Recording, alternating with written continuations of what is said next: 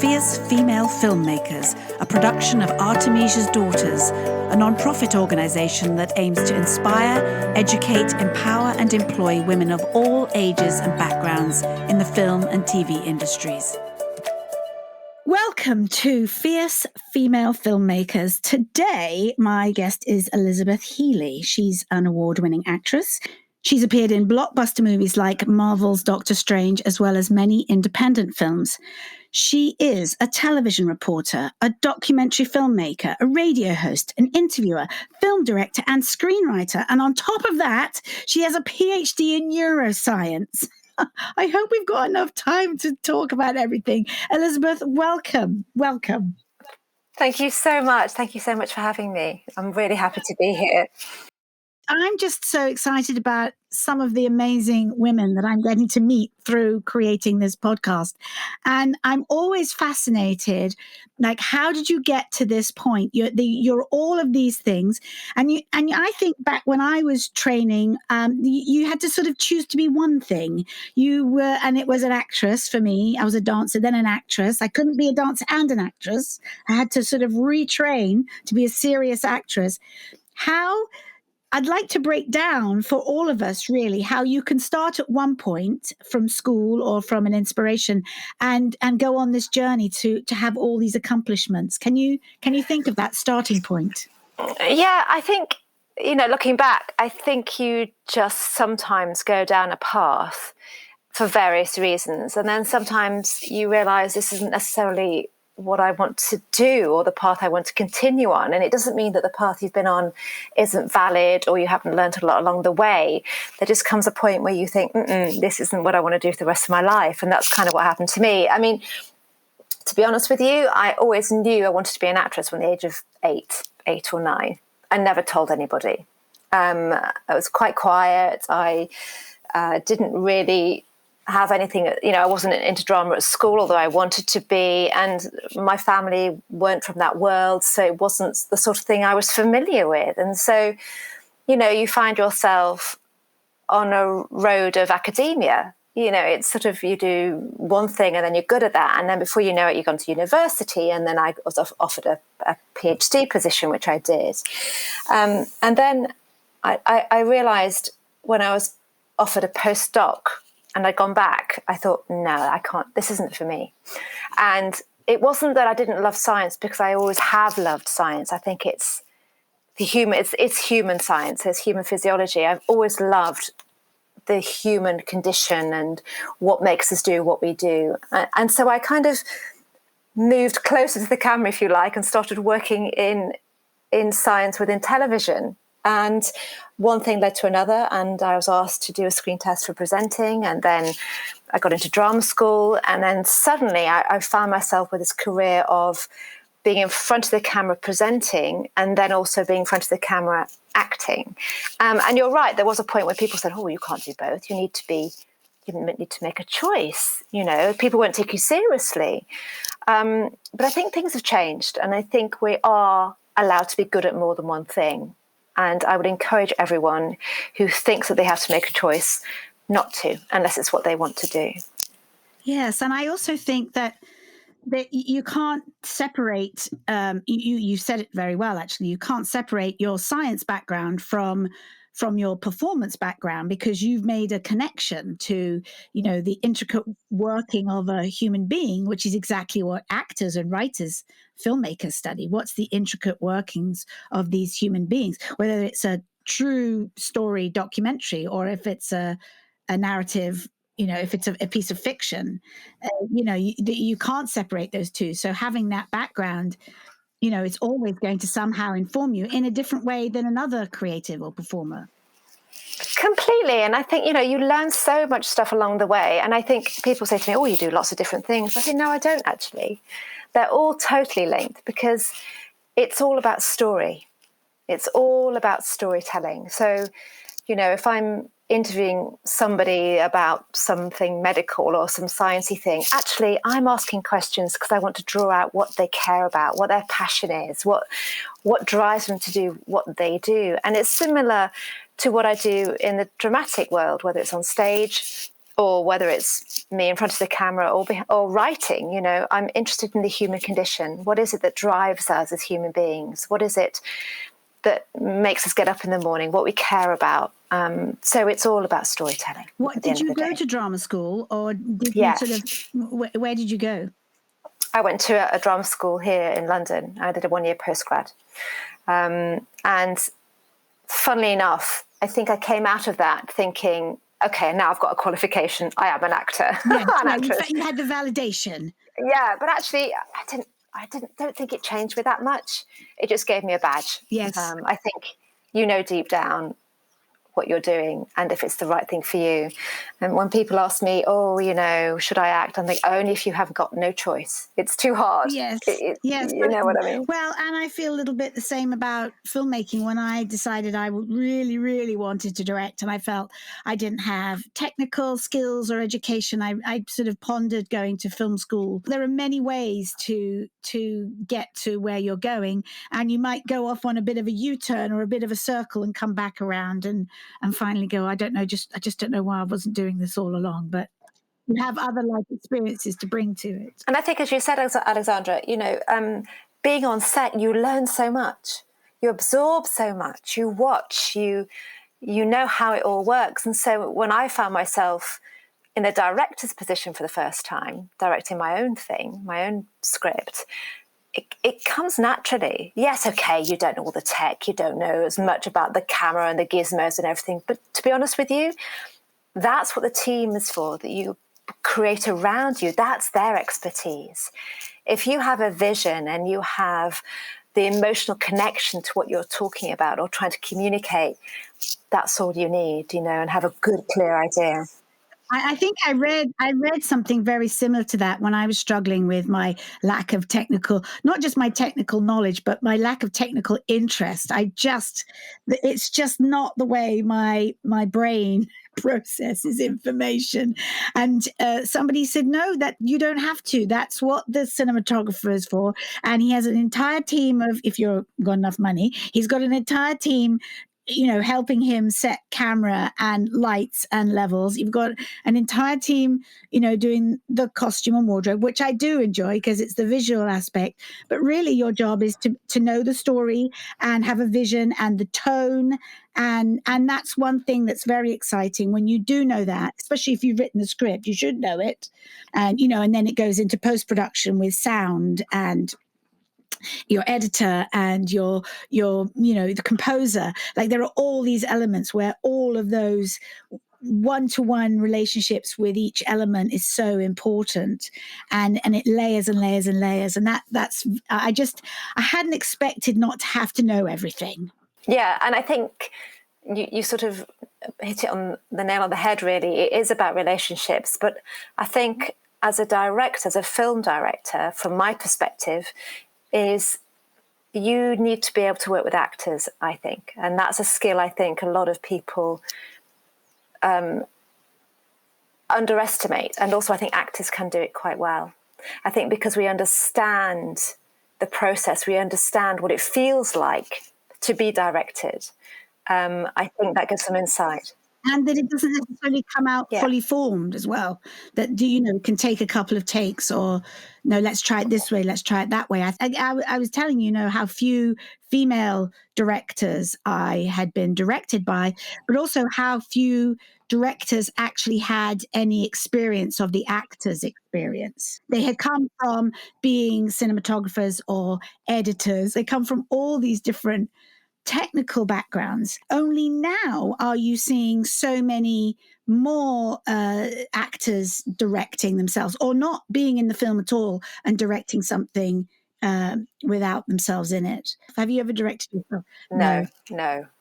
And I don't think I would. I think the film that I did, I wrote and directed. I thought, I can't be in it too. That's too much. And I didn't want to be. I really didn't want to be. I think for me, they're quite separate. And it's just a choice that I think I've made. If I'm acting, I want to concentrate on that. And if I'm directing, I want to concentrate on that. Yes, I admire the ability greatly, but I don't think I just don't think I'd enjoy it, because I wouldn't enjoy either job well enough. I mean, directing is a totally different discipline. I mean, you've got to have an overview. You've got to have, in a lot of ways, acting is a much simpler approach. There's one, and it's not saying it's easy, but you can concentrate on one thing and just your part in it all. Whereas as you know, as being a director, it's so much more than that. And I think the discipline is to stay focused on what you need to focus on at any one time. That's something that can be a bit of a challenge, which is why it's so important for you to have a good team around you, I think. Yeah. And it's why you see directors use the same people, the same crew, same creatives over and over again. Why would you try and fix it if it's worked, even once before? Exactly. Yes. Yeah, exactly. So tell me a little bit about some of your projects. What was your first film your first film was the short that you wrote? No, well, in terms of directing? Yes. That was a personal story that inspired that. And that was called The Angel of Hull. And it's sort of about the juxtaposition between comedy and tragedy. So it's very much about something that goes horribly, sort of a tragedy, but you find humor within it. And I love that. It's about how people glance at each other in life and influence each other, but they don't really understand the impact they've had. So, based up in Hull in Yorkshire in England. And it was good fun. Yeah, it was really lovely to be able to see your words come to life by brilliant actors. It was fantastic. Yeah, and then you've written it and you reread it and rewrite it over and over, and then you hand it over to an actor, and then they find all these other things in it. And they bring things to the table that you didn't even think about, and then you go, of course, it works beautifully. I remember one of my lead actors, he decided in one scene just to suck a boiled sweet. It was a genius choice, and it was just so fabulous. And that little addition really heightened the moment that I wanted to heighten, and that was totally him. It was joyous. Yeah. Of course, one of your next scripts, you're going to go, John sucks a boiled sweet. You're going to try and some piece of business. But actors do love business, don't they? So you had your short film in the can, and what was the next process after that? Say somebody's just made their short film. What should they be doing with that? Well, I think obviously you make a short film as a bit of a showcase. You don't really expect to make any money out of it, or it's just something that you want to create and do. And then my advice would be you just want to get it seen. You just want to get it out there. And for me, it was very much about getting it into the festivals. I was fortunate enough that I worked with somebody who was quite good at that, and I employed somebody to help me come up with a strategy, to help me decide which film festivals to try and get it into, looking at the subject matter, the length, all that sort of thing, and coming up with an idea of where it would fit best. And of course, there are some short films that get nominated for all sorts of extraordinary awards like BAFTAs and Oscars and things, and understanding that some festivals qualify for that and some don't.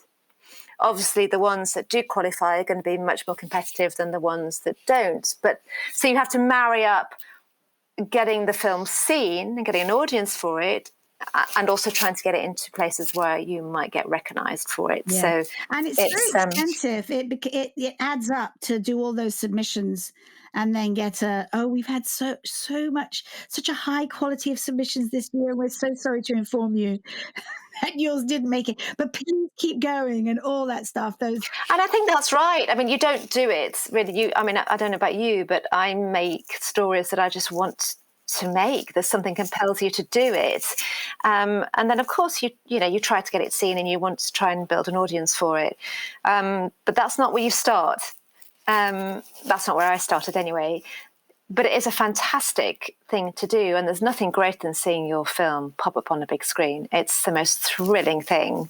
And I remember when I did my first screening in Soho here in London, a director I've worked with, whose opinion I really do respect, just looked over his shoulder at me and just went, thumbs up. And you go, oh gosh, thank goodness. If he thinks it's good, that's okay for me. I don't care, So And you've been working on a documentary Yeah. over lockdown. Yes, I How have. now? Just filming anything over lockdown, but yours has a specific subject matter to what was going on last year in London. Do you want to talk about that?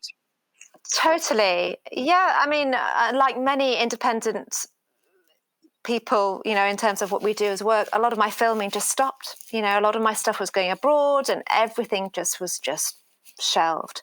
And I found myself with a lot of time on my hands. And so I volunteered for a homeless charity there was a lot of homeless people in London who hadn't been taken up by the government all-in scheme, and were living on the streets with no access to water or food, because basically everything was shut down. There were no churches where they used to get a lot of no soup kitchens, all the restaurants were shut, all the public toilets were shut, so they couldn't get a wash or get water, so these basic needs were just not there. And a friend of mine, actually, who runs this small charity, who also is in the film world, he works sort of further down the line, getting films made and various things. He asked for volunteers to go and help out, which I did.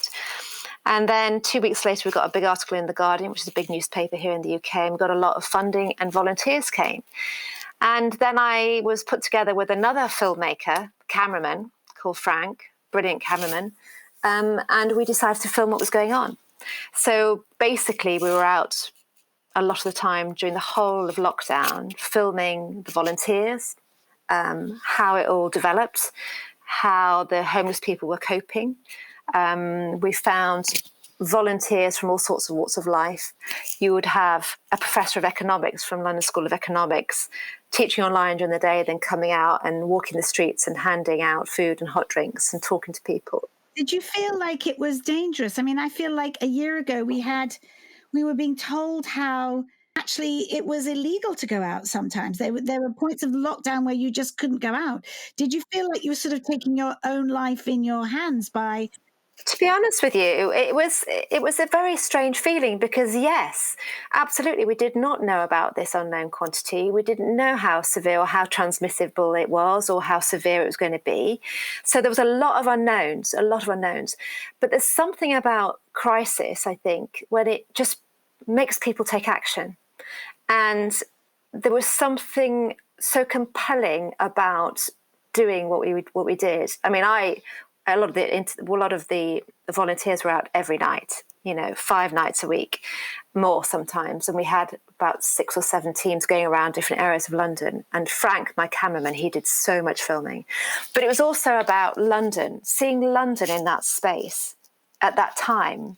It's a character in its own right. I mean, I think the footage we have of an empty London, I've never seen London empty, apart from the odd bus going around. Nothing apart from a homeless stream of people queuing up at a van to get a hot meal.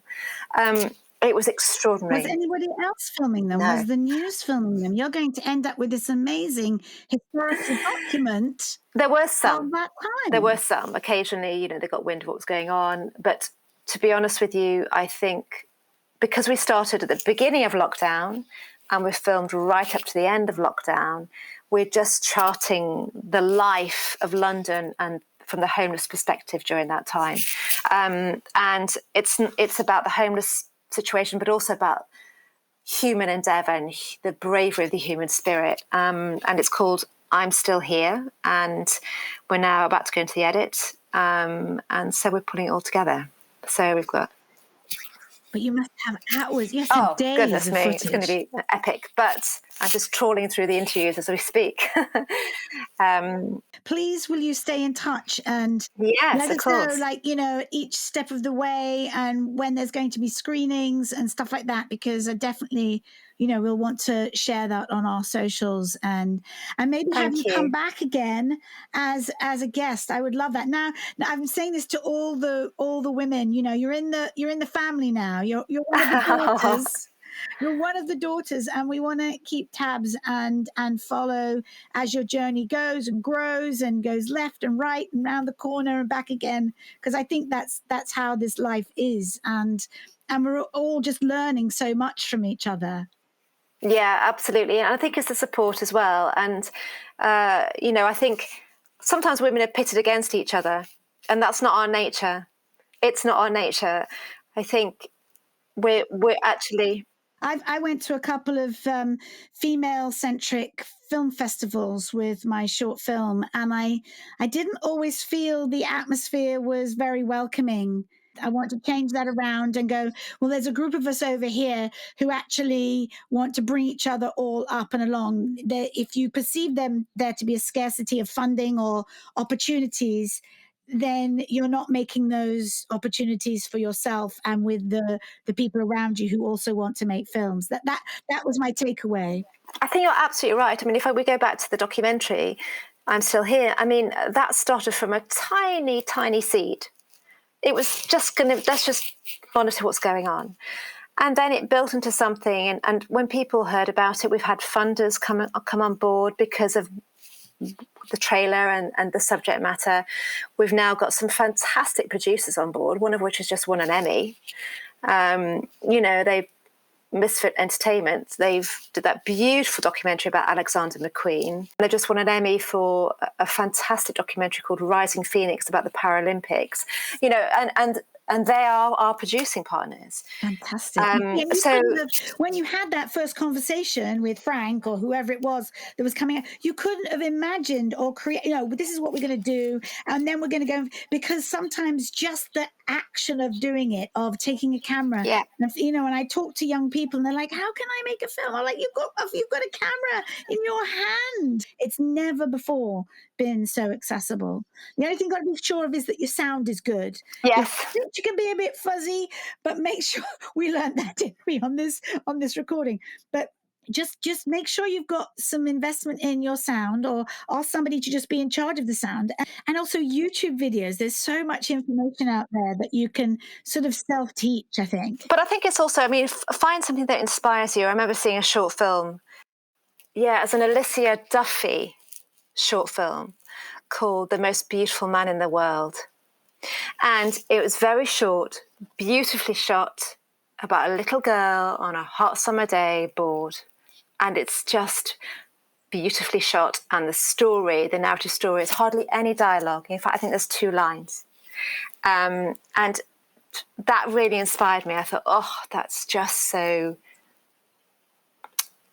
It is just the atmosphere she created was so powerful. And to find something that does that for you, that goes, that's what I like. That's what I like. Work out what it is that you like.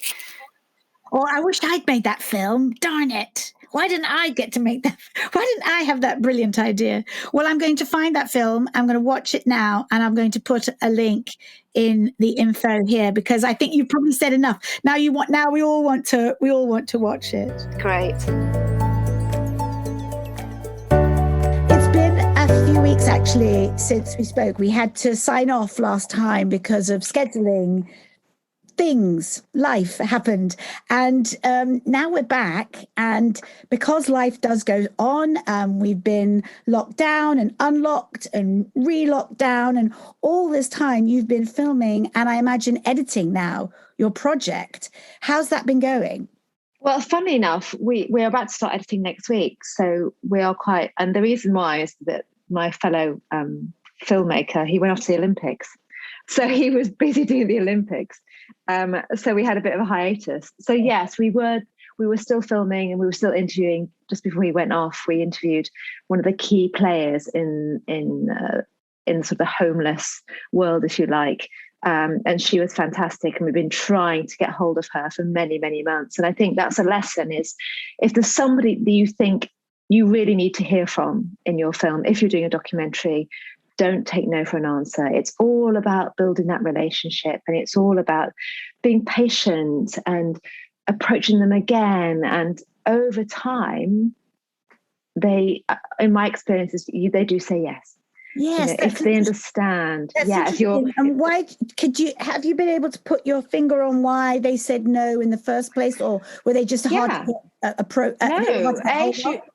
No, she was incredibly busy, very, very busy, and a real sort of powerhouse, an amazing woman with bright pink hair, and just one of these women that's moving and shaking the whole world. She was so incredible.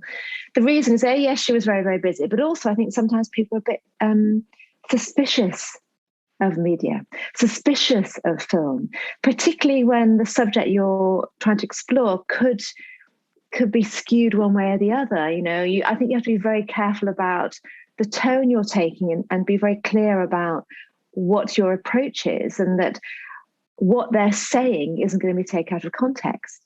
How were you able to do that? Were you able to put together a little sequence of what you had shot already and say, look, we promise you this is what it's going to come out like? Even when you do a script that's a written fictional narrative, you have no control as an actor over the final result because it's in the hands of the director. And you may find something as you're in the edit that organically, transforms it potentially into something else. So you're both sort of treading a line of trust, even though the power is in your hand.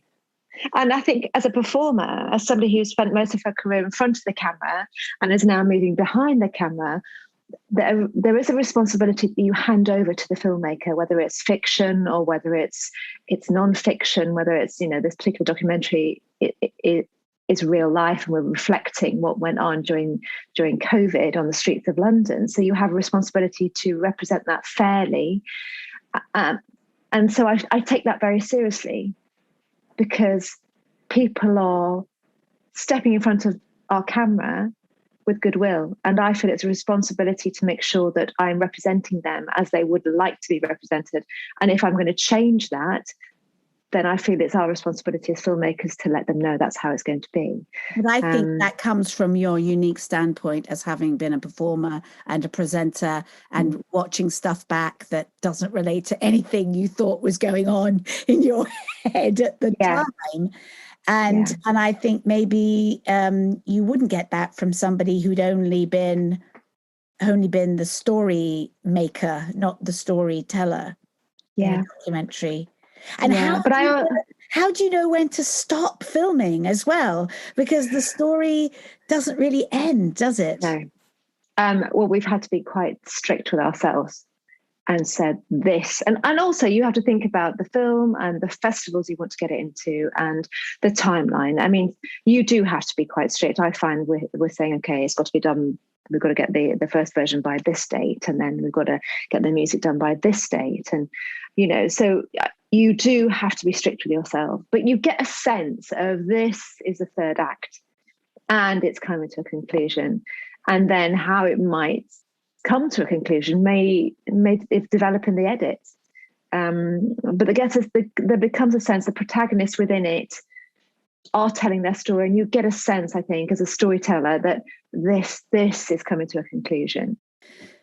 I imagine your background in presenting nonfiction, that there's an element of knowing when the story is coming to an end and coming to a conclusion, because with documentary, of course, it can go on and on and on. People's, even when people's lives end, their stories don't necessarily. And I just wonder, you're about to embark upon the edit, which, unlike doing a narrative where the script ends, you have to know where your story finds that button or a conclusion, or like you said, you're going to discover things that you really didn't even know were there when you were filming. I mean, to be fair, we have sketched the overview. So we have a backbone of the film. So we have, 3-act structure, and we know what we need. And once you do that, you can see holes. Like, I need to go back and get a bit of that or whatever. So you do have an overview of how it's going to be. What the minutiae are and the emotive points and all of that will come out in the edit. But you do, when you've got a bit of gold, you clock it. You just clock it. When somebody says something that just moves you, it's going to move the audience. So, for example, we've got a tiny bit of footage of a homeless guy who had his guitar stolen. This guy's in his 70s. And all he had was his guitar. He loved his guitar. So the charity managed to put out a call, and a new guitar was found for him. And we've got him sitting down playing a bit of Pink Floyd on this guitar. And it's the most extraordinary bit of film. We knew when we were filming it, it was just extraordinary. A, because this man had a new guitar, and B, the song he chose to play and what it meant to him, this gravelly voice in this dark, damp archway in London. It was just gold. And you think, oh gosh, it's going to cost a lot to use that track because it's Pink Floyd, but it's got to go in.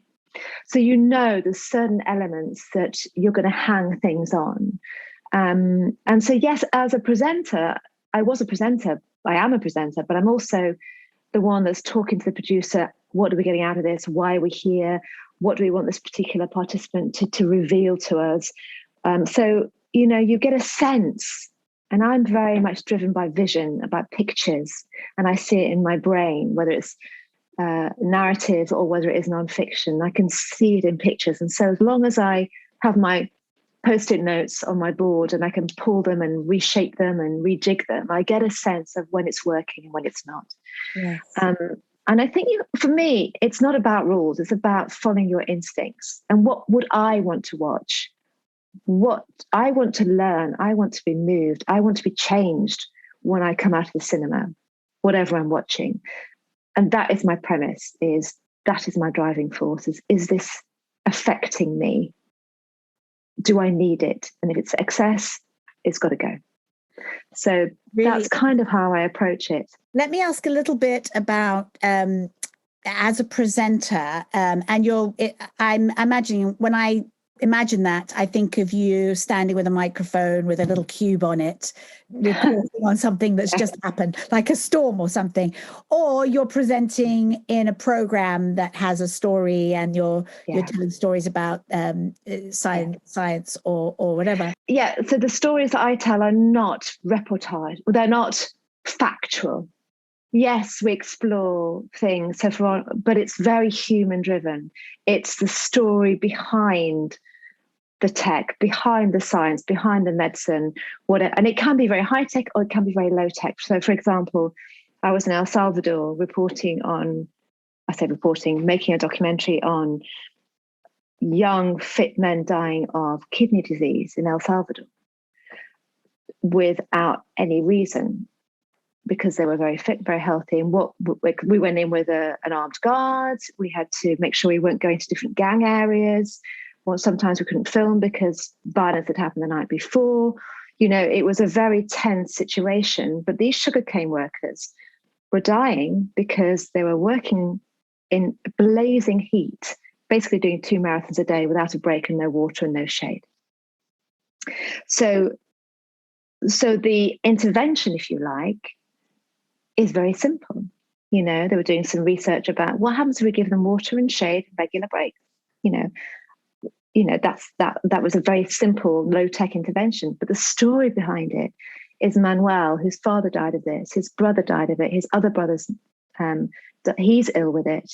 His mother can't see him because he lives in a different part of the city from her, and they can't cross gang lines. His wife went out to sell water when he couldn't work because they were earning $5 a ton of sugarcane. This is human lives, and that's what it's about. It's not about me reporting on the latest earthquake or whatever. I'm not a reporter in that sense. I go in and I find the human story behind the tech or the intervention, whatever it is. And do you stand behind the camera and let the person talk, or do you find yourself standing next to that person and wanting to have a conversation? Because that's two different dynamics of telling the story in a documentary form. When I'm doing that, I'm in front of the camera. It's all about building trust and being empathetic and really listening. And I think that's the biggest skill, I think, in any kind of storytelling, is having the ability to listen and to make people feel safe. Because if they feel safe, they're more likely to show their vulnerability. And as human beings, our vulnerability is what drives us, what pulls us together. And I think our vulnerability is a strength. Yes. And I think as audience as well, we don't want to see success after success of this, talk about it all the time. When you're writing or even when you're trying to find the story in a documentary, what's the conflict? What's the problem that this hero of your story is going to have to overcome a couple of times before they reach a conclusion? And I'm particularly interested in documentary because I'm about to embark upon one myself, but having come solely from narrative, from theatre, Shakespeare, movies, TVs, all made up. Me too. But what I find myself really liking, though, is stories based on a true story, based on somebody's real life, on how somebody overcame a life issue or have made their name in history because of a certain thing they did. And it's nearly always a good biopic because they had to overcome a whole slew of obstacles to get. I mean, that's very little is handed to people in history, in life. That's the one thing that is hard to impress upon young people, and young people coming into this business. They look at X Factor or Britain's Got Talent, and they go, "Oh, all I have to do is get past the few first live auditions, and then I'm on the live show, and I have a platform." And of course, it's not always that simple. No, it's not all that simple. I mean, I think there's a book I'm optioning at the moment for a feature, and that's a story. But I think even within fiction, there's always life lessons in the stories I want to tell. There's always life lessons. And whether you take a real story or your inspiration from a real life story and then transpose it into fiction, you keep those lessons and you keep that naturalism in it. And I think for me, that's what compels me to do what I do, really. I think also there's the trap of going, I've got my life is a story, my life is a movie, and you should make a movie out of it. And I'm like, okay. And I read recently a script that was based on somebody's growing up, coming of age story.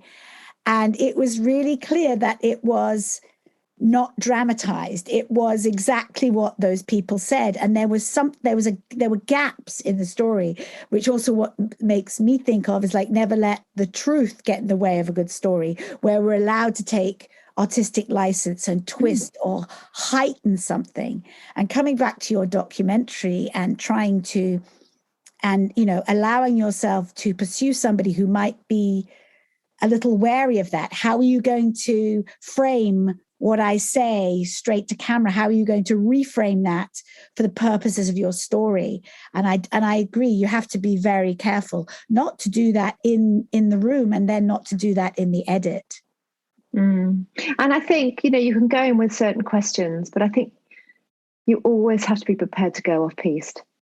You always have to learn to improvise. And I mean, I did a film as a performer, as an actress, not that long ago, a few years ago, called Across the River. It was all set in London. And the whole feature was improvised. It was just me as a lead and then an actor. And it was just us two talking and walking around London. It was a bit, I suppose, a bit like Before Sunset, and it was inspired for that sort of thing. And it was totally improvised. And I learned a lot by that because I loved it, actually, having to listen to the other person, knowing the sort of narrative beats you need to expose within a scene, but then being free to listen and to improvise and to respond to what's in front of you was joyous. And I think some of that I've definitely taken into my documentary interview technique is just listen. And what the person's telling you is what's interesting to them.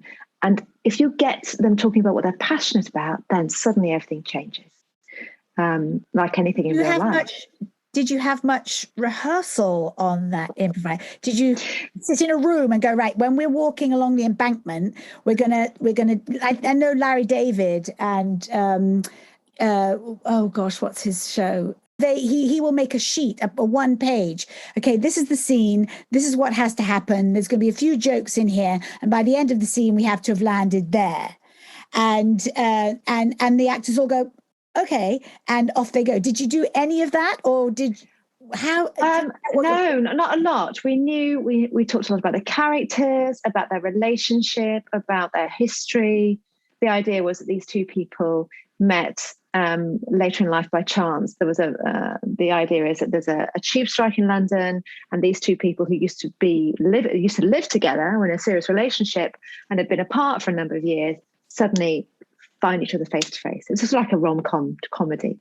Yeah. And so we knew within a scene what we needed to reveal, but how we got there was up to us.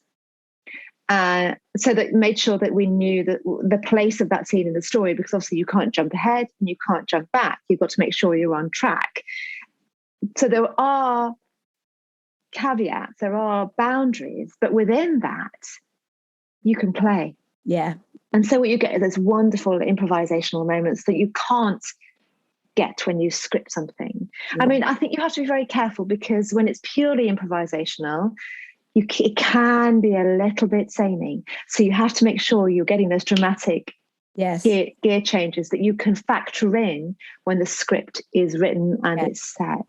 Well, apparently that's how Mike Leigh does. Yeah, he does. He does. Which I find, I watch those a lot of his films have huge scope to them, with lots of different characters living scenes simultaneously, and then they're all tied together. And apparently that none of the actors know what the outcome of they don't get a script. They literally a great friend of mine's worked with him. Really. I mean, it sounds like a nightmare and a dream job all in one, because you just have to be on your toes all the time.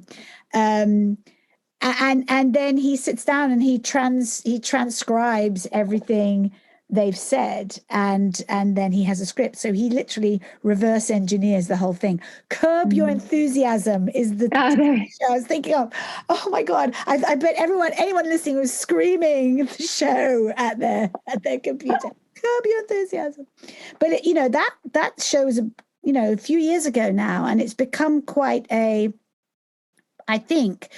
popular way for people to do web series and to do, because say if you're an actor but you don't consider yourself much of a writer, I didn't for the longest time, and it's what stopped me maybe sitting down and opening Final Draft. I was even afraid of Final Draft. I wasn't going to understand the program, and if you've got a story, this is what I keep saying to those young folk. Just start filming stuff. Unlike theatre, you can chop and change and cut it together and make it what you want, which is what you're going to be doing with your documentary. Do you have a title for the documentary? Yes, it's called I'm Still Here. I'm Still Here. And I also want to go back to something very interesting you said about planning and scheduling for film festivals, because it's not just all about your artistic time being used in the best possible way. There's the business side of it, and the exposing it and launching it on the public side of it, which has to play into it. You have to be quite disciplined, and it sounds like actually that's quite a nice parameter to have. Yeah, I mean, when I did my first short film that I wrote and directed, I did, because you're coming to this quite new, really, and I did decide to go down the route of employing somebody to help me with the film festival scheduling, to look at my film. They wanted to represent it and say, okay, well, what it's about, the length of it, what festivals do you think it would be suitable for? And that was, for me, that was it's a great load off your shoulders if you get on with this person. Obviously, you trust them with it. So then you get on with other things, because it's quite an involved process to be on top of the dates and the closing dates and the fees and all the rest of it. So I think to anyone listening, just think about the festivals, because as I'm sure that everyone who's listening knows, there are some festivals that are BAFTA and Oscar qualifiers. So if you get into those festivals, you can then be entered into the Oscars and the BAFTAs, which is great. Obviously, those festivals are probably harder to get into than some of the smaller ones. So when you are thinking about your schedule, your film festival scheduling, mix it up. So I said to the woman I was working with, I want my film to be seen. Okay, so I want it to be out there, but I also want it to probably try and get some awards. Of course you do. So spread it. get the word out, get the film seen, and also try and get it into some of the festivals that will help you on your career. Because it's great to get the feedback from the audience. It really is fantastic. To sit in an auditorium and watch people's faces they're watching your film is just such a brilliant thing. And get feedback from regular people going to the cinema or wherever you happen to be screening it. So choose smaller festivals, some medium ones, and the big ones as well, and see how you get on. I have a thing about short films too that are too long. I've been to many short film festivals with films I've been in and films I've made, and my films are they're less than 10 minutes, and I think that's a short film. But some of these films are like 35 minutes, which is equivalent to like a television episode. And so they put all the short ones at the front and then they end it with the long one. And you can feel people sort of jiffling in their seats because they've come to see a short film festival. And it's not so much that, because clearly everyone's allowed to make a short film as long as they like.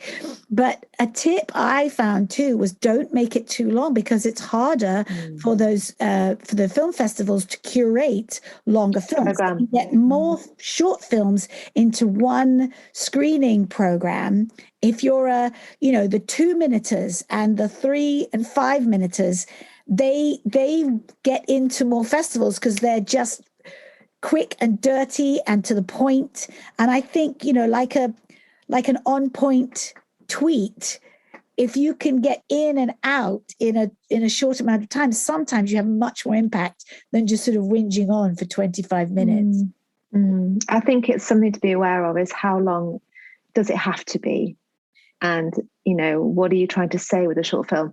I think the best short film I ever saw was literally 2 minutes long, and it had no dialogue. And I've never forgotten it, because visually it was so striking. And I think sometimes we want to put too much into a short film. Yes, it's a different genre. It stands on its own. 7 minutes. Or you haven't. It's your first or second, and it took you so much, or you had this lucky break to get this one shot, and you cannot let it go because in the back of your mind, that's like killing your babies when you're writing. I wrote this really awesome scene or this fantastic line, and it might have to go, and maybe a scene has to go because you need to get to your point sooner.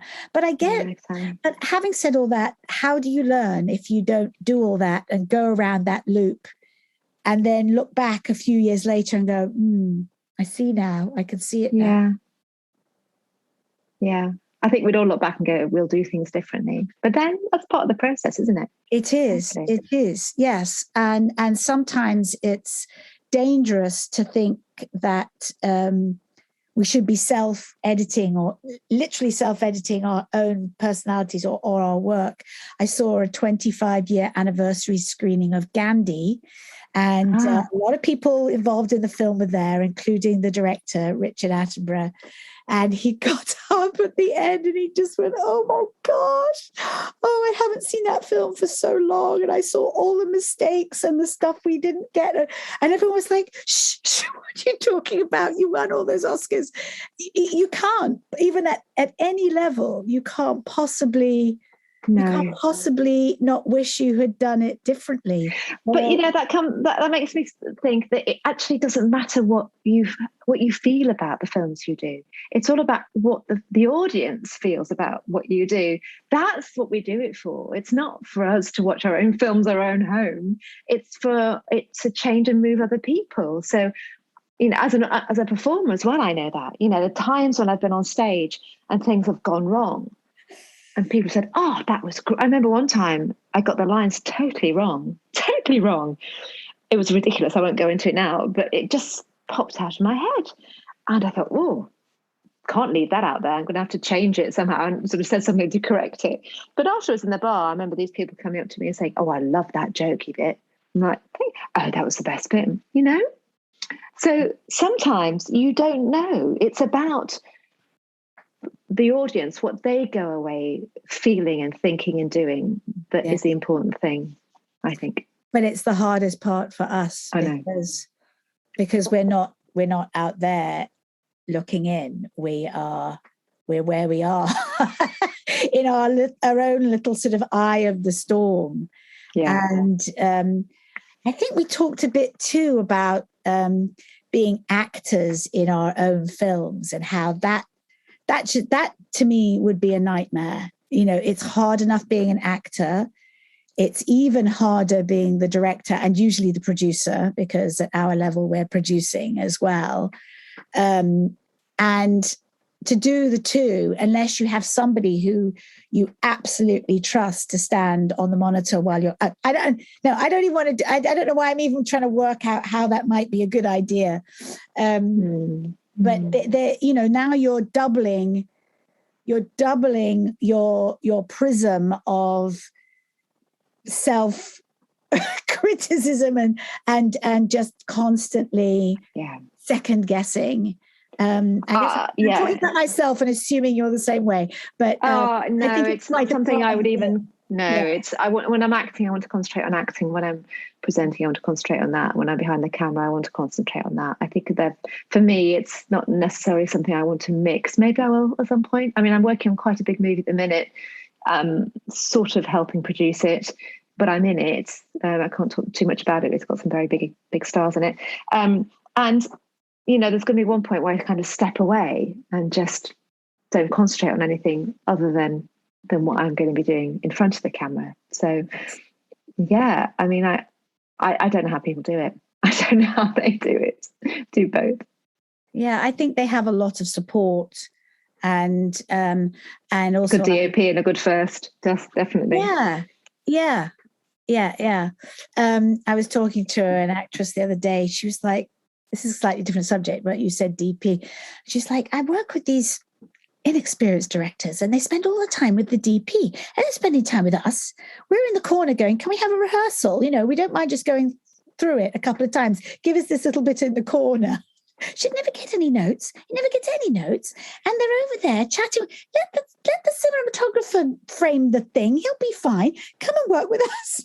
And I thought, oh gosh, well, of course I'm going to. But she's talking about directors who come usually from a technical background.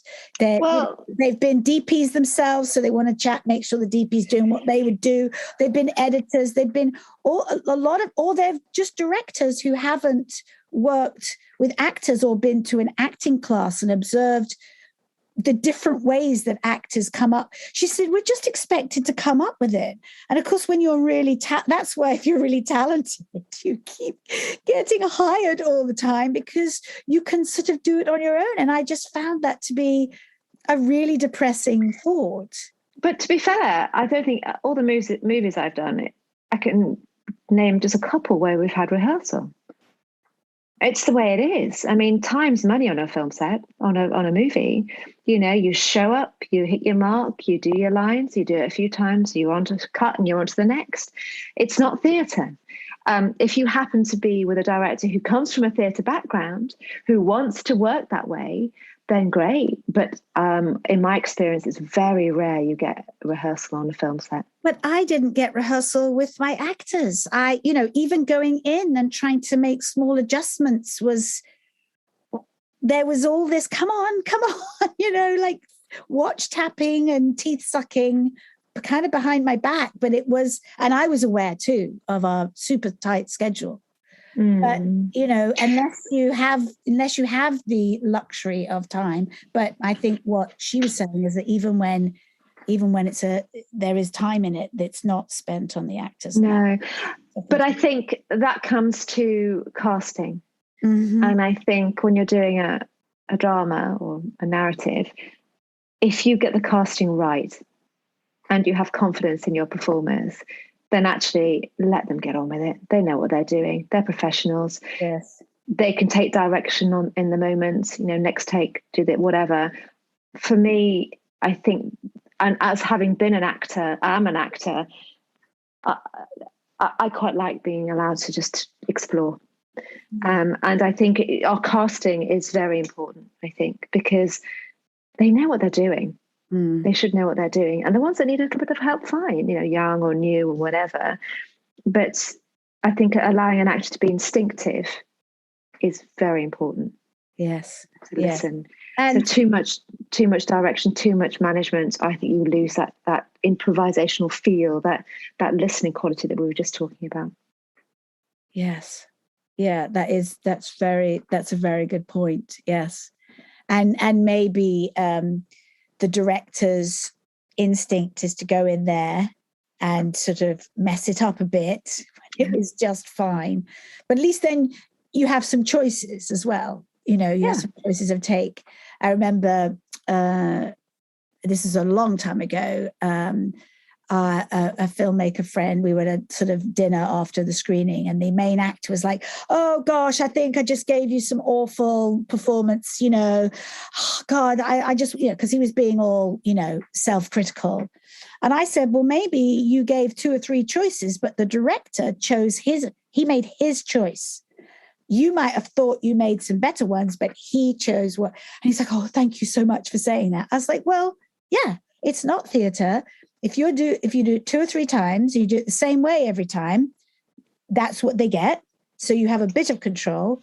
But if you play with it a bit, then everybody gets to, and also the director's looking at, and the editor are looking at the whole, not just that one moment. And where everyone fits into the narrative, not just your performance or your character. And I think that's important. You're a cog in the whole machine. I think that's the difference between being an actor. You've got one job. As a director, you've got lots of jobs. Your head's all over the place. So I think that comes down to the team you put around you. It's very important who you decide to work with, whether it's in front of the camera, behind the camera, whatever. It's a collective filmmaking, generally. And it's very important to have people that you can lean on. That's what I love about it too. Yes, leaning on people. Yeah. Finding people you can lean on. Yes, definitely. Definitely. Please. Yes. Yeah. What do you think about that? Is there another way we could frame that? Or, we need those people. Yeah. And as young filmmakers starting out, it's you have to be aware of so many things, continuity, this, that, the other, when you get a little bit further down the line and you can start bringing people to look at that department and take charge of it, that's great. You can focus on what you can focus on, which is your vision for what you want to create. So your team, the people you're working with in the crew is so important. Yes. And you see why too, directors and producers work with the same people over and over again, because when even if you find one golden person, there's usually at least one who saves the day over and over, then you keep them on your list. Yes.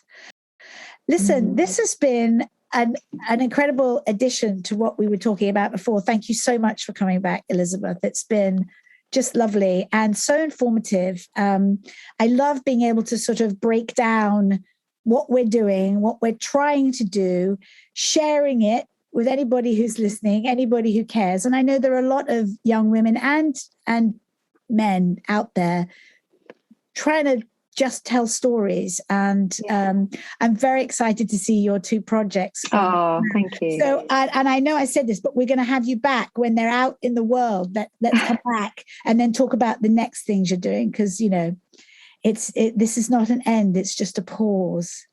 Lovely. No, it's been such a joy. Thank you so much for inviting me. I've loved it. I really have. So thank you so much. Yes, indeed. Fierce Female Filmmakers is a production of Artemisia's Daughters. For more information, go to artemisiasdaughters.org. Our theme tune is composed by Charlie Mackey.